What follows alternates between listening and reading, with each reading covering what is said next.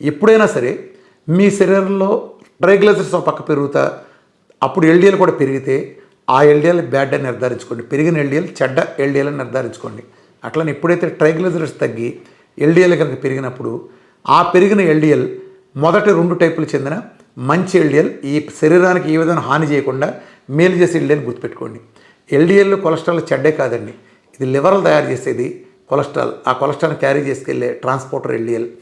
Liver ప్రకృతి ఆదేశించే ధర్మాల ప్రకారం వేల సంవత్సరాల ఎవల్యూషన్లో భాగంగా మనిషికి అవసరాలైన సెల్ కానీ లేదా హార్మోన్స్ కానీ వీటన్నిటికీ బిల్డింగ్ బ్లాక్ మూలాధారమైన కొలెస్ట్రాల్ని తయారు చేసి వాటికి అందిస్తుంటే ఆ ప్రాసెస్ని మీరు ఆపి చేస్తున్నారంటే సహజమైన ప్రక్రియకు దూరంగా.